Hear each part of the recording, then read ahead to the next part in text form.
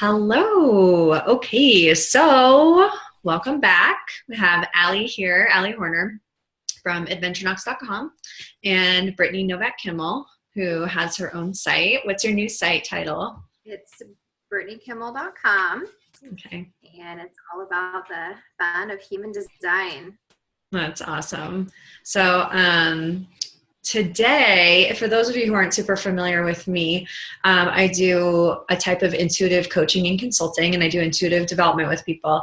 And so Brittany and I have been jamming out for a while. Brittany went through one of my courses a while back, the Infinitely Wise Women course, for those of you who have been here before and heard about it before.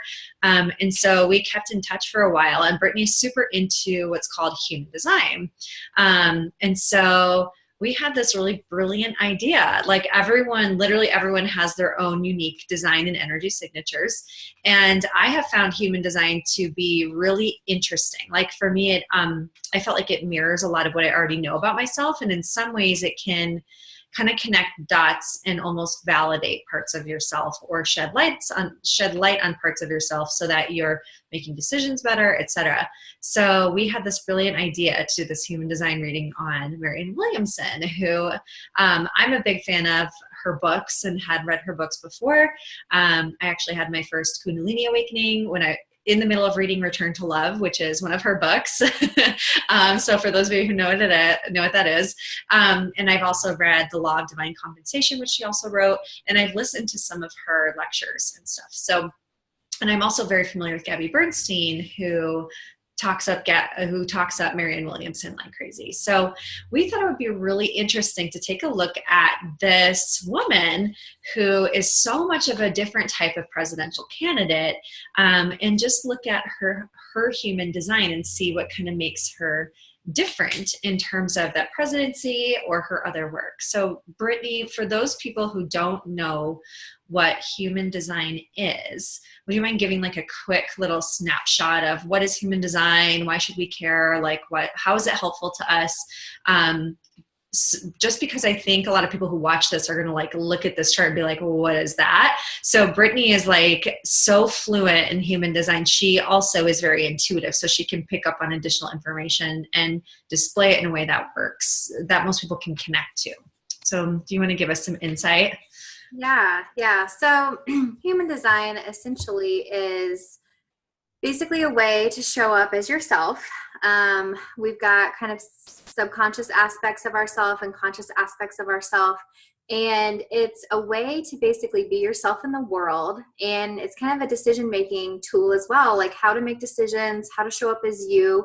Basically, it's off of your astrology. It combines many different esoteric principles like the Kabbalah and the Chinese I Ching. And basically from your birth information, you get this chart. And so a lot of you have heard of like the DISC assessment. And so a lot of those are biased because you'll choose things that you want to be and not necessarily the things that you necessarily are. Like, oh, I'd love to have an outgoing personality. I'm not that type, but I'm going to pick this. And so it really changes. And so with human design, basically you have different energy centers, as you can see on the chart there, and it's basically how you show up consistently in the world, how to make decisions that are going to be the least allow for the least resistance, and then also where you take in energy, where you pull energy in from, where you're meant to be wise about the world and learn about the world. So it just gives you a nice visual tool as to how to operate in the world, how to show up as yourself. And when you start showing up as yourself, that's who you were designed to be. That's what the world needs. You don't need to change yourself. You don't need to fix yourself. You don't need to find yourself. You just need to show up as yourself. And so that's what this human design tool kind of does, is to show you how to do that. It's kind of a roadmap back to who you are. So That's awesome. Thank you for explaining that. And I will say it's been like super interesting for me to dive into it from a lot of different perspectives, especially in business. I have different business partnerships. And then I look at things like, if I'm working on a specific project with someone, how does my design, how do I work and how does this other person work and how do we fit together? We have to pay attention to how we make decisions together, and it can help with who's in what roles, who has what natural strengths. So I found that, it actually, for me, I was like, I'm not a big astrology person. I kind of believe that things have the meaning that we give them. You know what I mean? Like we make meaning of things, and that's comes from conditioning and belief systems and stuff.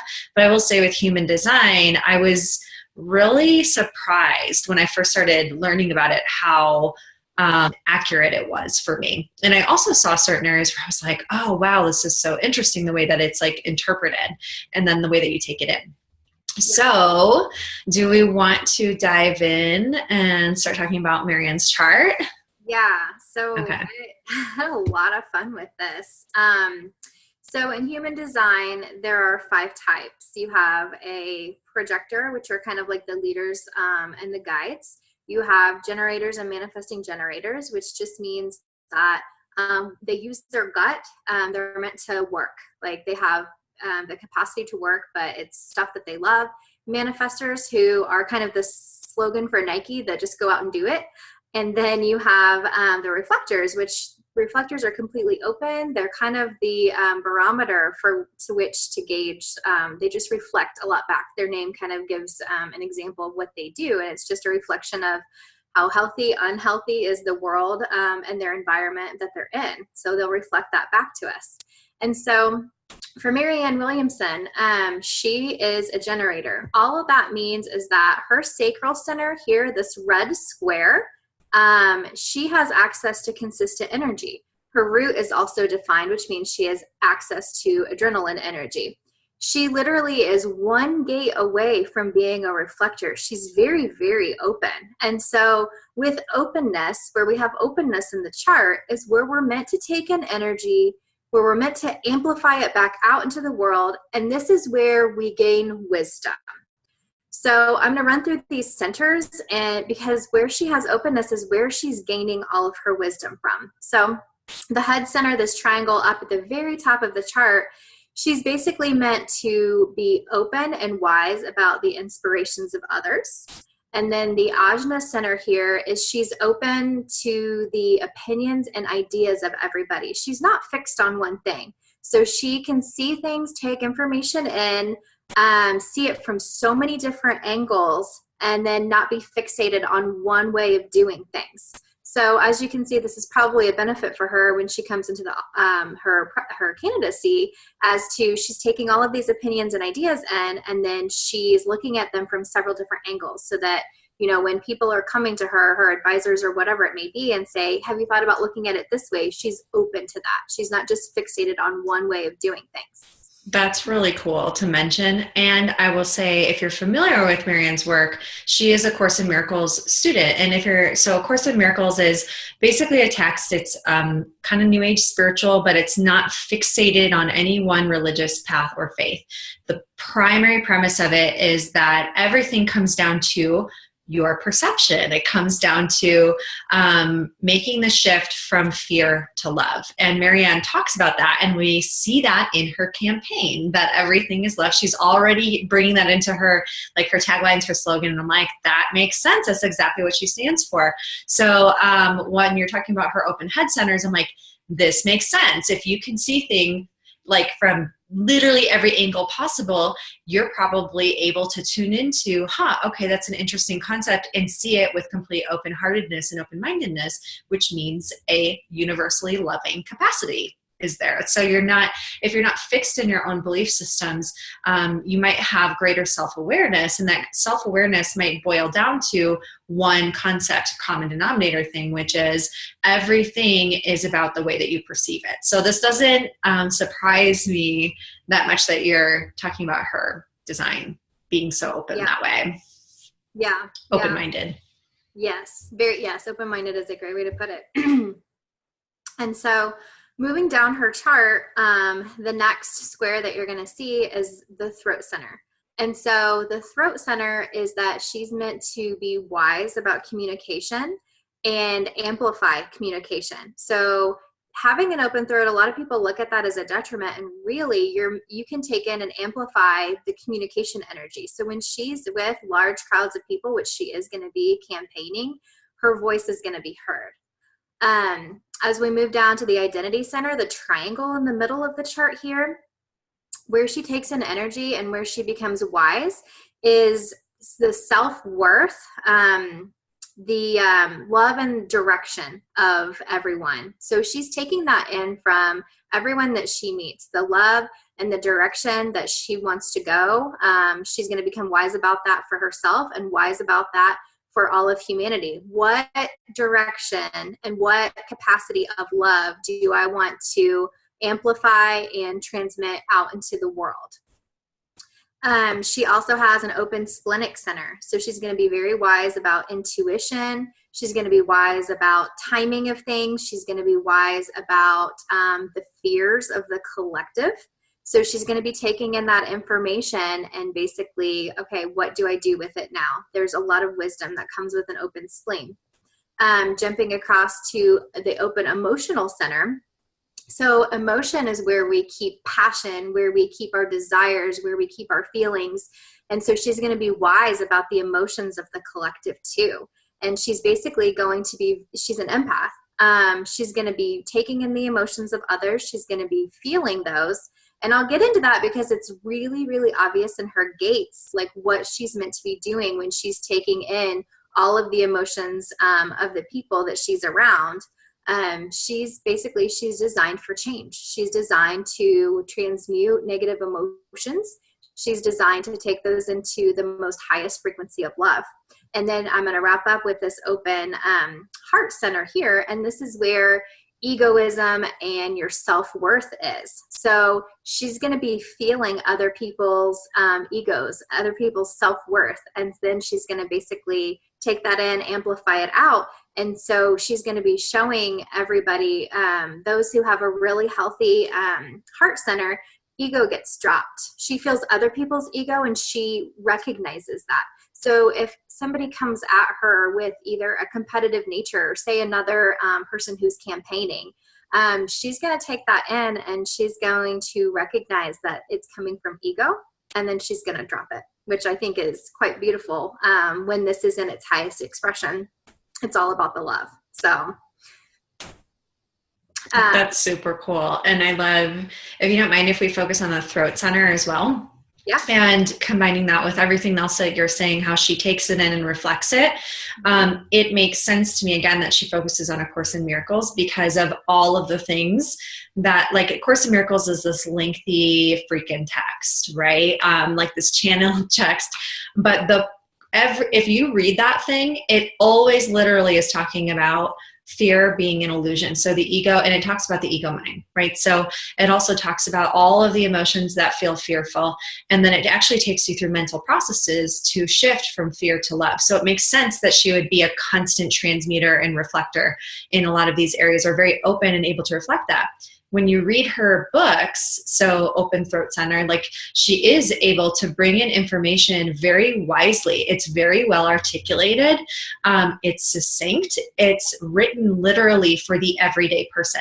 That's why she calls herself like a modern day course teacher. The Course in Miracles, for example, is for a lot of people, they're like, I can't connect with what this is. I get it. It feels good, but I don't understand it. She is very articulate and very well spoken, and she's not, and you can tell she's intelligent and wise in the way that she is talking about things and looking at things. She talks about the prison system in her books and like a lot of different governmental things. She talks about wealth and money. She talks about poverty. She talks about work and business, but she talks about it in this way that literally anyone could connect with and understand. It's simple and yet it's intelligent. So it's really interesting. And it's been interesting, like when I watched her announcement speech, I was like, oh my God, whoa, like I was really watching her tune into the passion of the whole crowd that was there. I haven't seen her speak or heard her speak that way before. So I was like, whoa, this is like really, she really picked up that energy and just like blew it through the roof in a really powerful way. So, but when I've heard her on podcasts, she's very soft-spoken and gentle, and you feel like you could walk up to her and just tell her your whole life story and fall into her arms and she would get it. But she wouldn't hold you into that like, oh, there, you poor thing. She wouldn't do that. She would give you her wisdom and have you pull yourself back up, but she would also honor where you are. Like, so it's really, really interesting to see that reflected in a lot of what you're saying about her ability to tune in intuitively and emotionally, intellectually, and how she would be able to like see that ego and just like let it go, you know? So I'm curious to see, with the other candidates, what she does with the campaigning and stuff like that. Yeah. A lot of, you see a lot of retaliation and, a tit for tat going back and forth whenever people are campaigning. And with her, having that, that open heart space, I just don't see it if it's coming from a high expression. She's here to be wise about ego. She has a lot of things. I know you were speaking about the throat earlier. And so I wanted to concentrate because she has one gate coming off of her throat, and that's gate 33. Well, gate 33 is the gate of the storyteller. And the story that she's meant to tell is basically the wisdom to know what needs to be released, what needs to be forgiven, and then what needs to be forgotten. And she tells this through this open throat. So kind of like you were saying, she's a very dynamic speaker. She is allowed to do that because of that open throat. So when she's on her podcast just by herself, the voice knows when to be soft, when to be wise, when to, basically emulate the concerns that others are voicing out of themselves. And then when she's in a crowd, she has that ability to basically take that in and amplify it and get her message across very wisely. So the 33, this is in her Mercury. So I'm not surprised. Mercury is all about communication. And so the 33 is also, it's a fifth line. It's a fifth line, and fifth lines are seductive. So when she's speaking, it's people are seduced by what she has to say, and she's doing that through storytelling. And they're listening to this story, and they're going, yeah, I get it. Like they get on board with it. And she's also aligned too. And so the 33 with wisdom in the storytelling is you have to have enough time with yourself in order to kind of take in the information, let it, I want to say percolate, just kind of sit with it and then gain the wisdom from what's happening. And so because her profile is a 2-4, she's able to kind of sit with herself, sit with her thoughts, gain wisdom and clarity around them. And then she knows when the timing is right. Because with twos are hermits, but people can't stand for twos to be hermits. They're constantly asking them, please come out. I want to know what you think. I want to be around you. I want your ideas. And so people are going to be asking her for her story. And so with her announcing her, excuse me, her campaign, she went into this according to her design. As a generator, you have things to respond to. What happened was someone told her, you would be a really good candidate for the presidency. And her gut response was, I think I would be. And so what I want to concentrate on is the sacral and the root center just for a bit, because that's the only channel that she has. This is the channel of basically a beginning and an end, and it's the channel of cycles. And these are big cycles in life. So these are like 5 to 7 years, right? And if you think about the term of presidency, it can be a 4-year term. So this is a cycle for her. And when generators enter into something that they feel passionate about, something that they are like, their sacral is like on fire, like, yes, I want to do this. What happens here is this energy and this drive to get it done. Like it's this cycle that she's going to be constantly having this energy from. I always not laugh, but you see the pictures of the presidents where it's like their beginning of their term and the end of their term, and they look so like, yay, yay, yay, I'm here to do good. And then at the end of the term, they're like, oh my God, they're haggard. Yeah, and their hair goes gray. Their hair goes gray. Yeah. They have the wrinkles. They look totally different. Yeah. And so what's really cool for her is that she's designed to have the energy to do this. Her sacral got turned on and said, yes, I feel like I'm here to be the voice of change. When it's committed into correctly, basically this is the energy of being unstoppable. It's going to bring all the resources that she needs. It's going to bring the circumstances that she needs, the people that she needs, the places that she needs in order to see this cycle from beginning, middle, and end to completion. That's really cool. I was wondering if you were going to explain that, because that's the only complete, when you say it's a channel, you mean those lines that are red, black, and white, right? So that is the only one where it's complete black and red, or like it's completed connecting two centers. I was noticing that. I was like, she has nothing else that's completed where it's completely filled in with black or red. So that's really, really interesting. I don't think I've seen that before in a chart either. I've never seen a reflector chart, so that's really interesting.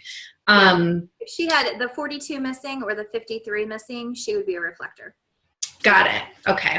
That's the only channel that is making her a generator. So she's taking in so much energy, but yet she has the energy to be able to get this thing done. So it's really cool to see. It's really neat because when you were talking about the cycles, I was like, you know what? I think, when I've looked back at her career and stuff like that, and I don't know actually a lot about her outside of just the books and what I've heard from Gabby Bernstein and other people that are familiar with Marianne is, I don't actually know a ton about her. I just know what I've read about her and been told about her, but it sounds like she has this amazing energy to start a project and finish it. She's written many books. She's been speaking for a very long time. She actually used to feel so passionate about her coursework and her teaching. She actually did it completely for free for a long time. So that kind of makes sense with what you're talking about, with having that fiery, that energy, that passion, that like willpower of like, I just know that I'm meant to do this and I'm bringing it through me like completely all the time. So she actually did, a lot of her workshops and stuff were free for a long time. And her book, she talks about when she was writing Return to Love, how she didn't even need this, like, oh, this is monetarily going to boost sales and yada, yada, yada. The book literally she felt compelled to write it. And she felt like, money will come later. I don't know how, but this book is not here for the money. It's here because it needs to be written and I'm ready to write it. So she was able to completely follow it through that way without having an attachment to there having to be money coming from it or something like that. Like a lot of people when they're writing books, especially in the entrepreneurial space, are like, I want to make New York Times bestseller lists and I want to have a huge book launch and make all this money. It's like, you really think you're going to make money from book sales? Like, that's not how that works. Some people can, but it's like, come on. And so like they get really attached to that or a specific outcome, right? She was just like, this just has to come through me, right? So I think that that's really, really neat when you're talking about the cycles. Also, she's run for office before, but I think it was a state or a local office. I don't remember which one. And it didn't follow through, but she had the, meaning she didn't get elected, but she had the energy to go for it. I remember her talking about that. And so what you're saying is like totally true, where I remember hearing her on Lewis Howes' podcast, and she was talking about that story coming out, and she had to pull back, sit with it, sit with the experience, and then design like, what story am I telling myself about this? What wisdom did I gain from this experience? So when she announced she's running for president, I was like, of course she is. Like, you know what I mean? She's coming at it from wisdom now because she's gone through the experience already and followed through, learned from it, and now has, that story is informing her and she's able to carry it forward to inform her next running. So it's really interesting. Yeah. So kind of building on that, what you were talking about doing those free trainings. So if you can see this diamond in the middle of the chart here, she only has 2 gates coming off of it. One is the gate of self-expression, and that's the gate 1 right here at the top, that red line that's coming out of that 1 center there. This is an energy that like wakes you up in the middle of the night. This is an energy that wants to make a contribution. This is an energy that the timing is kind of in this energy. So kind of like you were saying, like there's a bit of like trial and error with this. So maybe she wasn't meant to, but it was for experience when she ran for office the first time. This is part of the knowing circuit. And this gate just truly wants to change the world. So, and I love the fact that this is red for her. So anything in your chart that's red is an unconscious thing. So she knows that she's wanting to make a contribution. She may not know why, but this gate is all about wanting to change the world. And then gate 2 over here, this gate is the keeper of the keys. Now, this is something that she's aware of, and this is managing resources.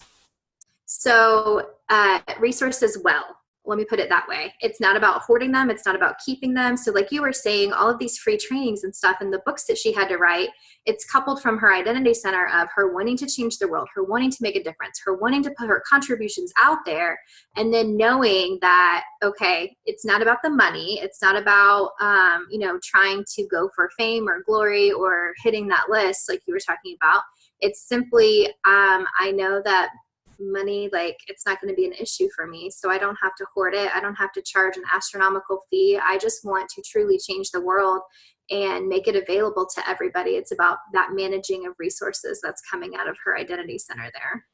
That's super cool. So can we see why this might be really cool for a president to have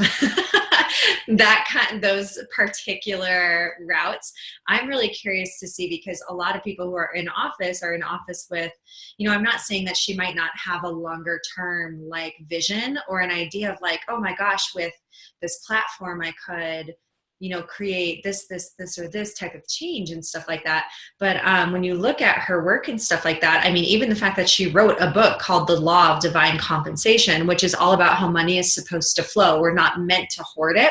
I think it's really, really interesting, because if she were to get elected to office, she could make some really great financial changes for the everyday person who, and those changes could actually, I'd be curious how she might look at taxes, how she might look at nonprofit organizations, how she might look at school funding. I'd be really interested to see her look at a budget, right? Because the president has to look at like the budget for the country, basically. Like, so I'd be really interested to see how these particular things about her might come in and affect her leadership. So speaking of leadership, does she have any particular, I know there's specific like leadership gates. And I mean, I think like anyone is a leader, just we see like lots of different models of leadership in our society. Some people are leaders who never get on stage, never write books, never do that big speaking stuff. They're kind of like behind the scenes, encouraging others or being there for others, like a reflector might be, or a projector might be behind the scenes, kind of guiding others who are out there doing the things, right? So does she have any particular gates that are about leadership? So, in my opinion, the ones that I'm going to go over are ones that I saw that a good leader, like for presidency, would have. So I'm going to start over here in her spleen. Gate 57 is the most intuitive gate in the human design system. And she has that both conscious and unconscious. So if she's sitting there looking over a budget and she just has this, like, I just know this is what we need to do. It doesn't, and because it comes from the spleen, where this is basically your most instinctual place, right?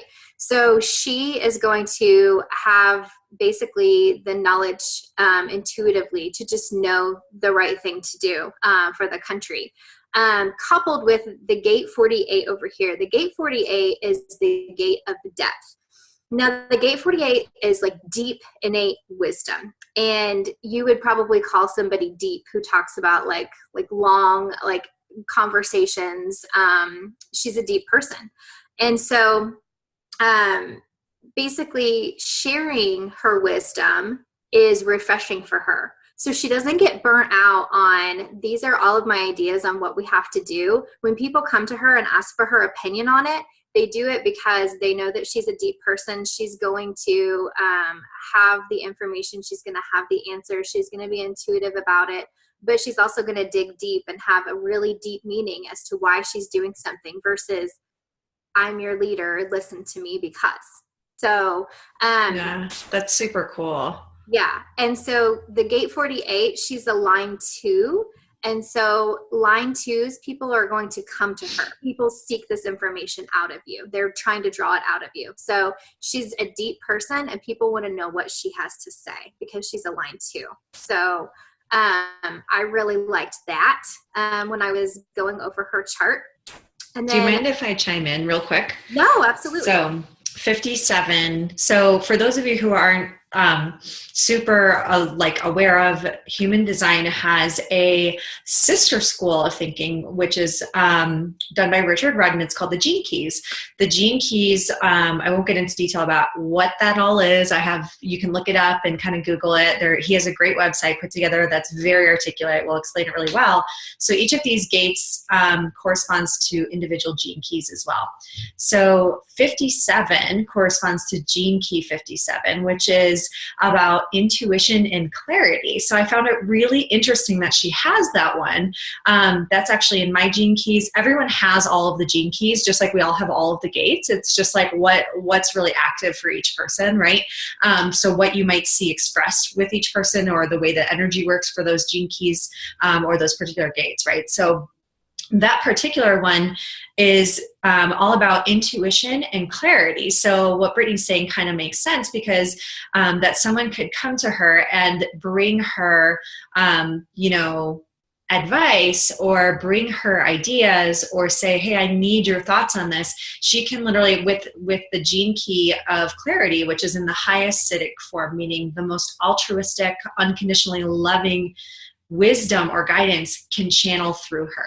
So meaning that she can hear the voice of love or God or whatever you want to hear it very, very clearly. So she can very clearly tune into, and this makes sense with the Course in Miracles work again, what is the highest and best that needs to be interpreted and then delivered here. Like she has a really, really strong, it actually corresponds, for those of you who are a little more into spirituality, it corresponds very tightly to clairaudience, which is the ability to literally hear love in all things, in all beings. And some people might say, I hear guides, I hear God, I hear my intuition speaking like a voice outside of my head. I don't know what her situation is. I haven't heard her personally talk about any of that stuff, but I know that she would be able to, with that particular gene key, would be able to consistently hear what is in her own mind, what is the highest and best out of this, as long as she's in the highest frequency, right? Like, so she would be able to take that in, and like you're saying, also be able to discuss ideas. But what I was curious about is, does she have anything that would make her very discerning? Let me see here. You know how some people like have all of the ideas, they get all of the information, and they're like, oh my God, and then they like don't know which ball to run with right now. She seems more discerning to me. Like, how is she able to follow through if she doesn't have discernment, you know? Right. So, okay, so here is gate 4 that we have coming out of her ajna. And gate 4 is all about problem solving. She loves to solve problems. This, like, you give her anything and she's like, okay, I'm going to figure out how to do this. And if you can see gate 4, these red blocks on either side, it falls into her Pluto. And so Pluto is all about truth and transformation. So she's all about solving ideas, finding the truth and the transformation in them. And she's a line 1, which means she's going to investigate the right truth, and she's not going to be satisfied until she finds it. And then a line 2 is also that hermit, like she's going to go within, she's going to use that intuitive ability, and then she's going to basically have people draw this out of her. I want to know what your ideas are for this solution. I want to know what your ideas are for this. And so this gate 4 is going to basically help her with that discernment that she needs in order to help with problem solving as well. And then, that's super cool. Yeah. And then gate 47 over here, also coming out of her ajna, is basically, she doesn't fret about having the answers. Ali, you have this too. It's about just knowing that they're going to come. So if she doesn't have the answer right in the moment, she just knows that it's going to show up for her somehow. So it's not about like, oh, I need to be over here figuring this out. It's, oh, like the answer is going to come to me, so I don't have to worry about it. Yeah.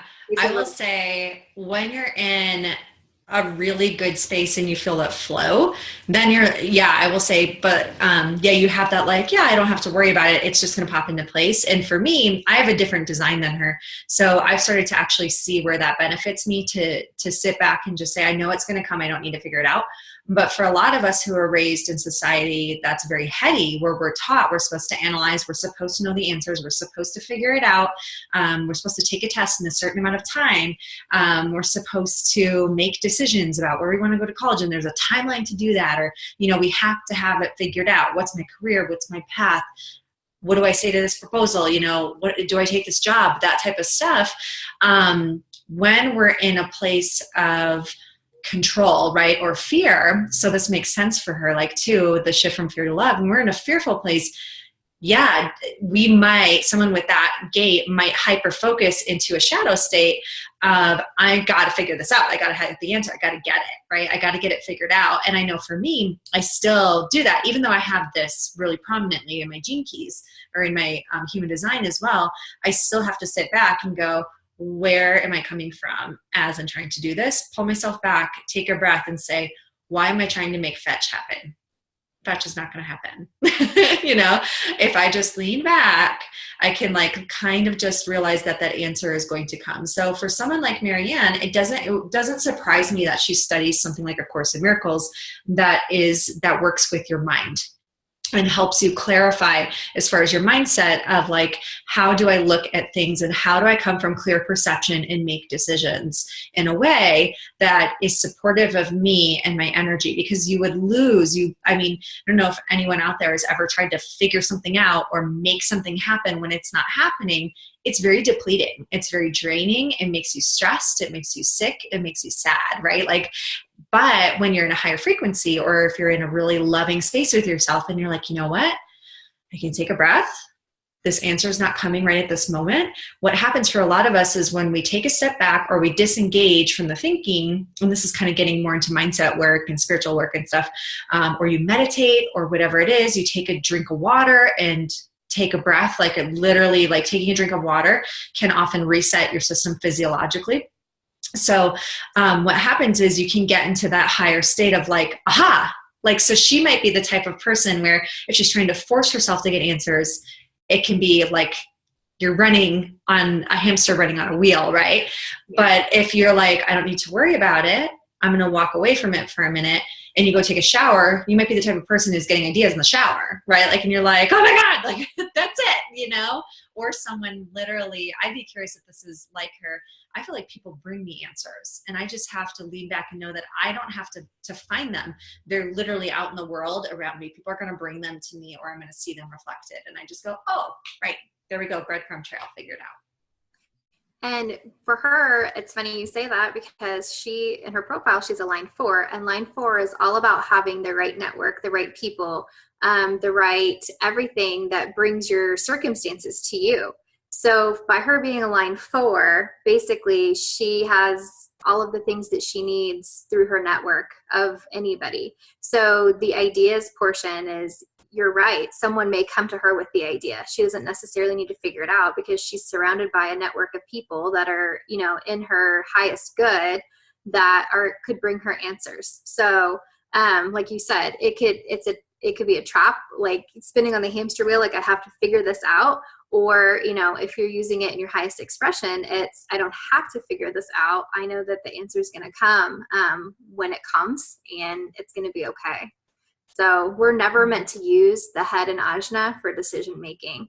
The sacral is the most powerful motor to the body. Do you see how far away the head and the sacral are from each other? And can you see how your intuition, your emotions, what feels good to you, they're all, your heart, they're all surrounding the sacral. The mind is nowhere near the sacral. You're never meant to figure things out with your head. So that's really neat. Physiologically, you, I don't know if a lot of people know this, but they think we're supposed to be heady and figure it out, head down, brain down, right? Actually, We send far more electrical signals from our heart and our gut up to our brain than that. And this is why breathing, meditation, exercises, getting exercise out, going out in nature, doing things that calm your body, like physiologically slow your heart or work with your heart, working on feeling your heartbeat in different areas of your body so that you're really feeling into and being present with your body, is very important, because your heart and your stomach and that sacral area actually send far more electrical signals up to your brain than your brain sends down. A lot of people don't know that. So the more that you work with those things, you eat foods that feel good for you, and you actually have three brains. You have your head, your heart, and then your gut. And a lot of people don't realize how if you have unhealthy things going on in your gut, or you're not listening to your gut instinct, like literally your gut instinct, you're not listening to your intuition or your emotions and really saying, like, how do I feel? What's my instinct on this? Because the majority of people are generators and manifesting generators, right?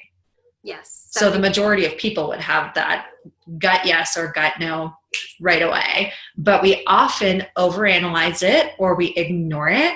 Like I was just literally out to drinks with like a friend last night, and he was telling me about how the girl he was with for 10 years was cheating on him for a long time, and his gut kept telling him, she's cheating on you, but he just kept pushing it aside. And then he finally found out and caught her. And he was like, God, the years I wasted. And I was like, you didn't waste it. You were just learning how to listen to your instinct again. Like you were just learning, what does this feel like repetitively when something's going on and I need to listen to it. So, so this is like fascinating to me. It's really interesting. And she's, I didn't expect her to be a generator. Like, I don't know why. I just was like, oh, this is really interesting, I mean, the thing is that we kind of get into this, like with human design, you can kind of get into the boxes a little bit. Like, oh, maybe she should be a manifester or a projector, because projectors are great leaders and guides.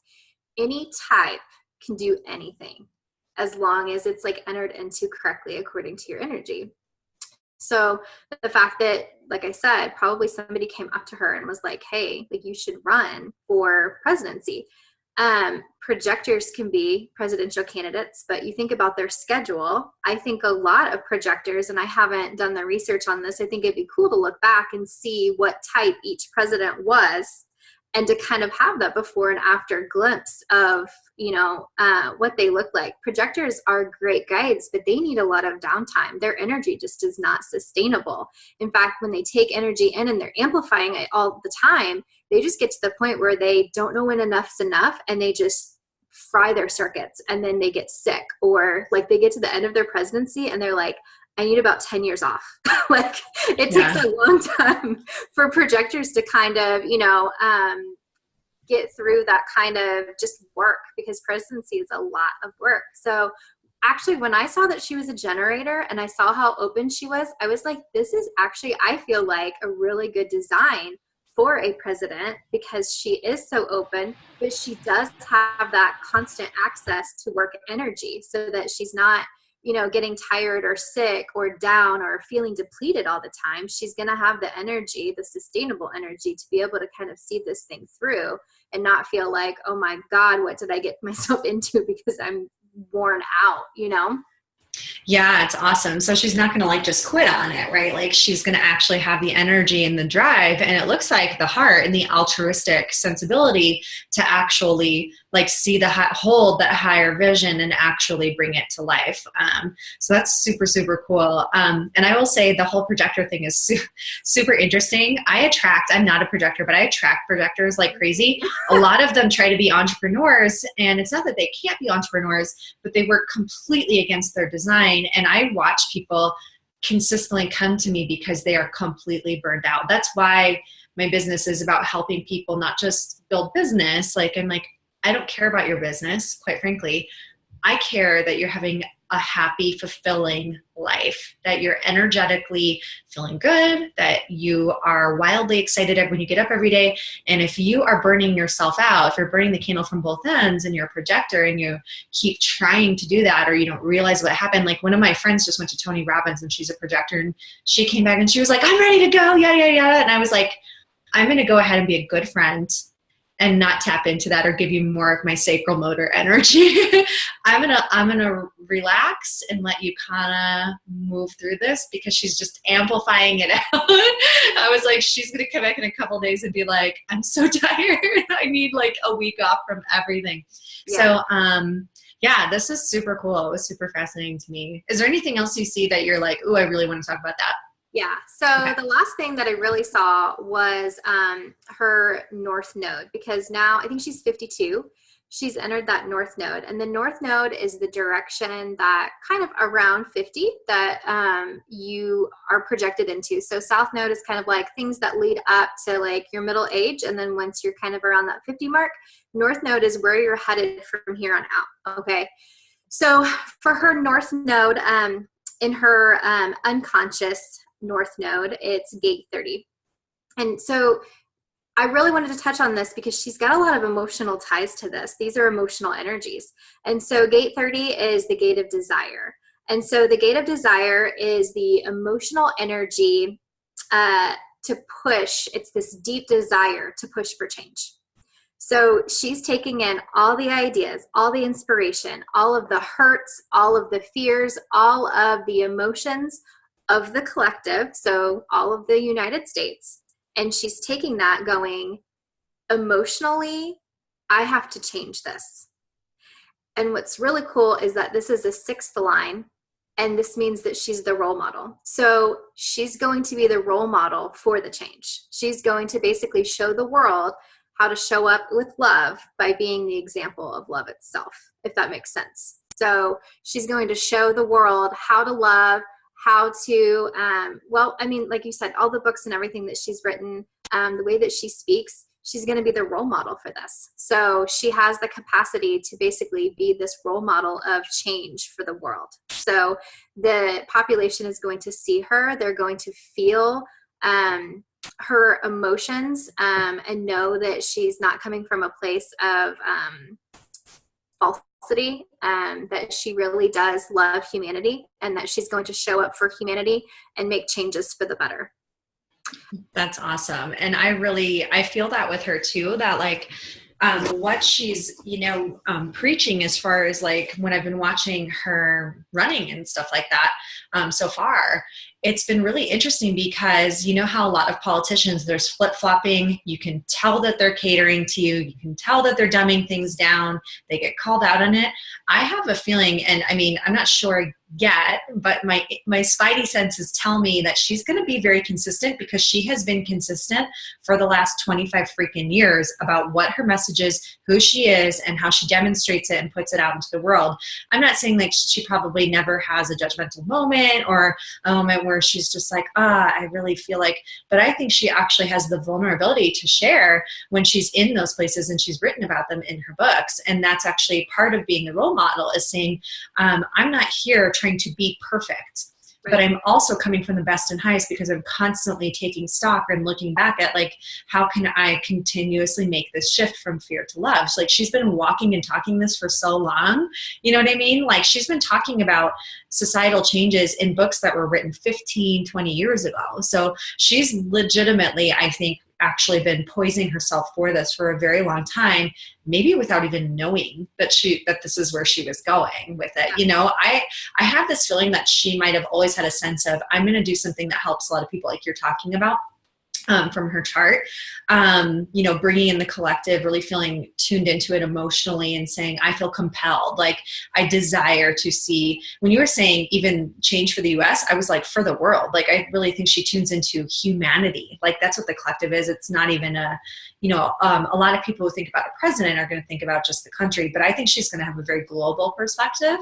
And I think that her perspectives are going to be really interesting to a lot of different people that are like, oh, I wonder, what's going to be able to get done. But I think with her generator abilities, there are certain things that are actually going to be like really coming out of this. Yeah.